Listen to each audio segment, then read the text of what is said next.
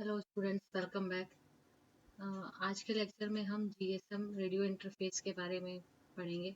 इसके पहले मैंने जीएसएम आर्किटेक्चर बताया हुआ है, तो अगर आपने वो वीडियो नहीं देखा है तो प्लीज़ आप पहले वो वीडियो देखें। जीएसएम आर्किटेक्चर में हमने कुछ इंटरफेसेस पढ़े थे, जैसे कि यूएम इंटरफेस, एबीएस इंटरफेस और ए इंटरफेस। तो बेसिकली जो ये रेडियो इंटरफेस होता है वो यूएम इंटरफेस होता है, इसको हम यूएम इंटरफेस कहते हैं। और ये एयर इंटरफेस होता है। जीएसएम जो है बेसिकली इसमें जो यूएम इंटरफेस होता है वो सबसे मेन होता है।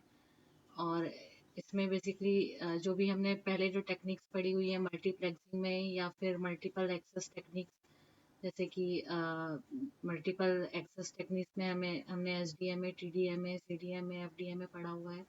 और मल्टीप्लेक्सिंग में हमने S D M, T D M, F D M और सी डी एम पढ़ा था। तो ये सारे टॉपिक्स मैंने अपने प्रीवियस वीडियोस में कवर किए हुए हैं, तो आप वो देख सकते हैं मेरे चैनल में। तो बेसिकली रेडियो इंटरफेस जो होता है वो इम्प्लीमेंट करता है S D M A technique को, सेल जो कि सेल्स को यूज़ करके बनाया जाता है। और इसमें जो बी टी एस होता है, ओके, बीटीएस जो होता है वो एमएस के साथ एमएस जो मोबाइल स्टेशन हमारा होता है उससे उसके थ्रू असाइन होता है। ओके, और इसमें फ्रीक्वेंसी डिवीजन, डुप्लेक्स, एफडीडी जो कि हमने फ्रीक्वेंसी डिवीजन मल्टीपल एक्सेस में पढ़ा था, उसका यूज़ होता है, जिसमें दो चीज़ें होती हैं, अपलिंक और डाउनलिंक। ये भी मैंने आपको बताया हुआ था एफडीएमए में। अपलिंक और डाउनलिंक बेसिकली क्या होता है, जो अपलिंक होता है वो मोबाइल से मोबाइल स्टेशन से बेस स्टेशन के बीच में का कम्युनिकेशन बताता है। और डाउनलिंक जो होता है वो बेस स्टेशन से मोबाइल स्टेशन के बीच का कम्युनिकेशन बताता है। तो बेसिकली ये मीडिया एक्सेस दो चीज़ों को कंबाइन करता है, ये रेडियो इंटरफेस, टीडीएमए टेक्निक और एफडीएमए टेक्निक। ओके, इसमें जो जीएसएम आर्किटेक्चर 900 वर्जन जो है उसमें बेसिकली क्या होता है कि 124 चैनल्स होते हैं।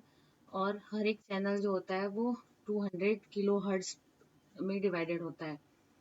ओके, और जो भी F D M A technique को यूज़ करके।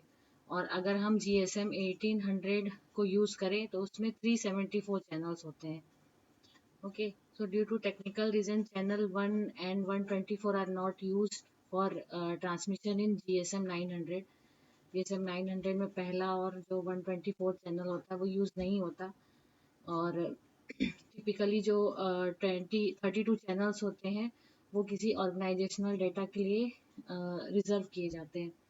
तो बेसिकली जो 90 रिमेनिंग जो 90 चैनल्स होते हैं वही यूज में होते हैं। तो इसमें बेसिकली जो बीटीएस होता है वो मैनेज करता है single channel for organisational data, example up to 10 channels for user data. Okay, फिर इसमें बेसिकली इसका जो डायग्राम है वो मैं दिखाती हूँ पहले। ये इसका डायग्राम है रेडियो इंटरफेस का, जिसमें आप देख सकते हैं कि frequency, F D M A technique और T D M A technique दोनों यूज़ की गई है। तो ये हमारा F D M A technique में जो हमने देखा था कि एफ डी एम ए में चैनल्स को डिवाइड किया जाता है। तो ये जैसे डाउनलिंक चैनल है और अपलिंक चैनल है। तो अपलिंक के लिए भी 124 चैनल्स अलॉटेड होते हैं और डाउनलिंक के लिए भी 124 चैनल्स अलॉटेड होते हैं, जो कि 200 किलो हर्ट्ज के होते हैं दोनों ही। ओके, तो ये जो भी हमारी फ्रीक्वेंसी बैंड है वो इन चैनल्स में डिवाइडेड होती है। इसके बाद क्या होता है बेसिकली, इसमें जो टीडीएमए टेक्निक के थ्रू हम इन चैनल्स को भी अलग अलग स्लॉट्स में डिवाइड करते हैं। तो बेसिकली जो हमारा ये टोटल 200 किलो हर्ट्ज का चैनल है, ये अलग अलग स्लॉट्स में डिवाइडेड होता है। जैसे कि टीडीएमए टेक्निक में होता है कि हम उसको हर एक टाइम स्लॉट्स में डिवाइड करते हैं। ओके, तो जब स्लॉट्स में डिवाइड होता है उसके बाद जो एक स्लॉट होता है, एक कोई भी स्लॉट, उसको फिर फर्दर 8 स्लॉट्स में डिवाइड किया जाता है। 8 अलग अलग फ्रेम्स में डिवाइड किया जाता है, जिन्हें जीएसएम टीडीएम फ्रेम कहते हैं। ओके, तो इसमें जो होता है बेसिकली, इसको हमने 8 में डिवाइड कर दिया और इसका जो टोटल टाइम होता है वो 4.615 मिली सेकेंड होता है। और फिर हर एक फिर TDMA फ्रेम को, GSM TDMA फ्रेम को फिर अगेन फर्दर डिवाइड किया जाता है GSM टाइम स्लॉट, मतलब बर्स्ट टाइम में, नॉर्मल बर्स्ट में। जैसे कि बर्स्ट जो है कई टाइप के अलग अलग बर्स्ट होते हैं, तो यहाँ पर नॉर्मल बर्स्ट दिखाया हुआ है, तो इसको हम नॉर्मल बर्स्ट में फिर हर एक स्लॉट जो होता है वो डिवाइड होता है। तो उस बर्स्ट के अंदर क्या क्या चीज़ें होती हैं, ये अलग अलग उसमें पार्ट्स होते हैं जो कि हम यूज़ करते हैं। तो इसमें जो आपका मेन होता है यहाँ से लेकर के यहाँ तक का, जो कि 546.5 माइक्रो सेकेंड होता है, वो यूज में होता है।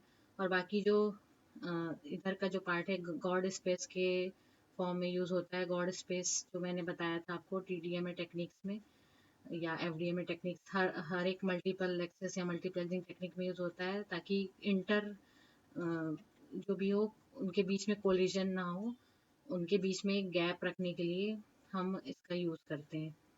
जो भी गॉड बैंड होता है उसका, गॉड स्पेस होता है उसका। ओके, सो अगर हम इसको भी इंक्लूड कर लें गॉड स्पेस को, तो हमारा जो टोटल टाइम होता है वो 577 माइक्रो सेकेंड का, ये आपका नॉर्मल बस का टाइम स्लॉट होता है। ओके, तो अब इसका हम एक एक पार्ट देखते हैं। बेसिकली इसमें जो टेल पार्ट है, ये टेल है।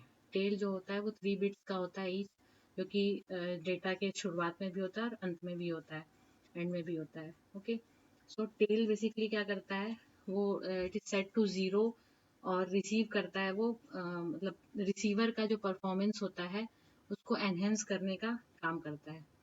ओके, उसके बाद हम यहाँ पे यूज़र डेटा सेंड करते हैं, जो भी डेटा हमें भेजना है वो सेंड करते हैं।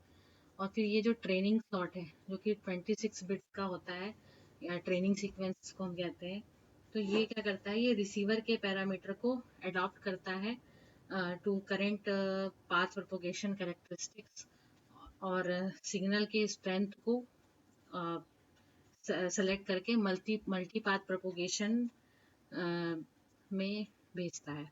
ओके, मल्टी पाथ प्रोपोगेशन के केस में सिग्नल, स्ट्रॉन्गेस्ट सिग्नल जो होता है उसको सेलेक्ट करता है। और फिर ये जो एस फ्लैग होता है, यहाँ पर जो ट्रेनिंग के दोनों साइड एस फ्लैग जो कि 1 बिट का होता है वो लगा होता है। तो वो एस फ्लैग जो होता है वो क्या करता है, इंडिकेट करता है डेटा फील्ड जो कि यूज़र डेटा या फिर नेटवर्क कंट्रोल डेटा को यूज़ कर रहा है। दोनों में से कोई भी डेटा, यूज़र डेटा या नेटवर्क कंट्रोल डेटा को यूज़ करता है, वो उसके बारे में वो इंडिकेट करता है। ओके, सो यहाँ पर जो भी मैंने डिटेल्स आपको बताई वो यहाँ पर पॉइंट वाइज लिखी हुई हैं।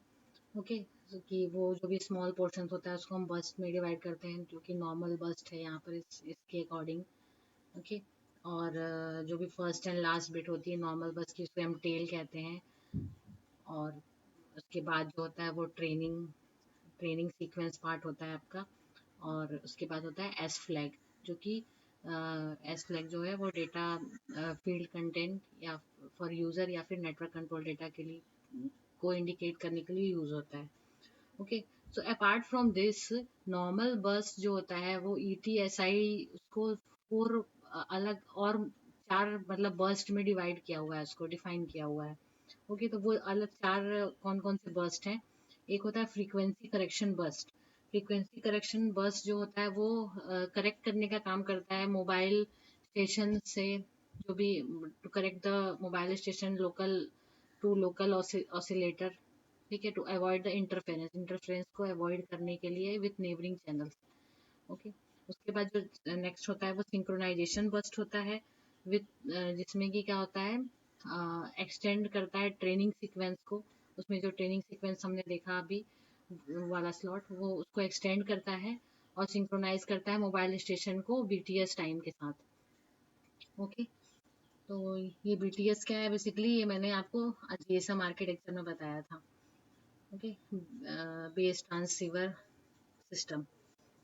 ओके, उसके बाद है आपका जो एक्सेस बर्स्ट है। Access burst is use for initial correction setup between MS and BS। तो ये इनिशियल कनेक्शन के लिए होता है बिटवीन मोबाइल स्टेशन और BTS। ओके, उसके बाद होता है आपका डमी बस्ट। तो डमी बस्ट जो होता है वो is use for no data available for a slot, वहाँ पे कोई डेटा अवेलेबल नहीं होता जहाँ पर उसके लिए यूज होता है। तो बेसिकली मोबाइल स्टेशन और बीटीएस मतलब बेस ट्रांसीवर सिस्टम के बीच में ही आपका ये रेडियो इंटरफेस मतलब यूएम इंटरफेस होता है वो यूज होता है। इसलिए यहाँ पर मोबाइल स्टेशन और बीटीएस के बीच की ही बातें बताई गई हैं। तो होप ये आपको समझ में आया होगा। Thank you so much. और अगर आपने मेरा चैनल सब्सक्राइब नहीं किया है और उसे प्लीज़ सब्सक्राइब करें और लाइक करें। Thank you.